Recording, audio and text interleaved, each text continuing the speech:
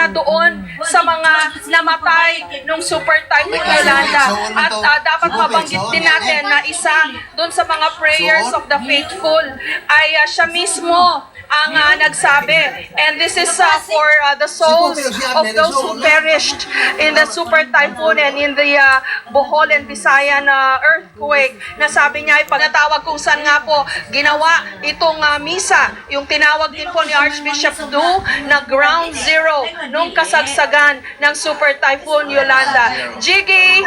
Naku, Ma'am Jess, walang mapagsidla ng saya ng mga kababayan natin dito matapos sila makita si Mala Santo Papa habang nag-iikot sa kanyang mobile. Itong mga kabataan na dapat ay palabas na yung iba, biglang nagbalikan nung nakita nila na malapit na. Kanina nagkaroon tayo ng pagkakataon na makapanayam yung ilan sa mga kababayan naman nila, yung homily ni Pope Francis dito sa binanggit niya na Jesus never let us down. Hindi tayo nakausap na nalaman natin dito, no? At sa ngayon bakas yung ngiti, para bagang hindi sila dumaan sa napakalamig na panahon, maulan na magdamag. Katunayan, yung mga kaso dito na dinadala sa Red Cross, puro chills daw pagiginaw.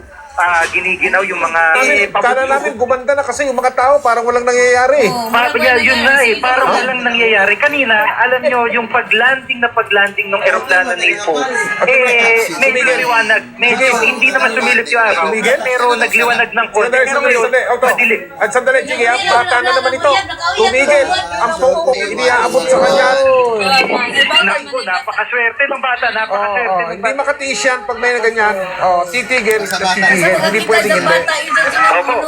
Kaya maraming napapahanga kahit hindi nyo kailan maging katoliko. Hindi ito sa pagiging katoliko pagiging tao ito. Itong pinapakita nitong si Pope Francis. Yan. Makatapos sa Pope Mobile. At ito nga, actually, Mang Mike, hindi pa talaga 100% tapos yung misa, masasabi natin, dahil yung mga hindi nagkaroon ng pagkakataon na kanina ay ngayon pa lamang nakakapag-communion. May communion na ginagawa dito.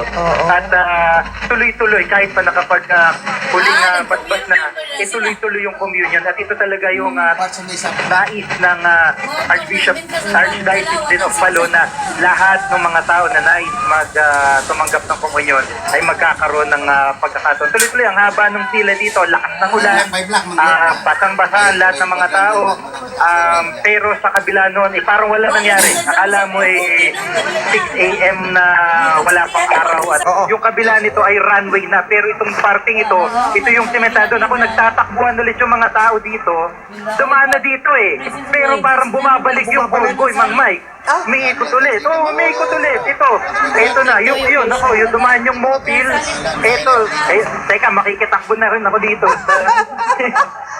Makikitakbo na rin. Nandito na rin lang Teka. Ayun, ako. Ayan na, ito na. Ayan na. Ayan na. Okay.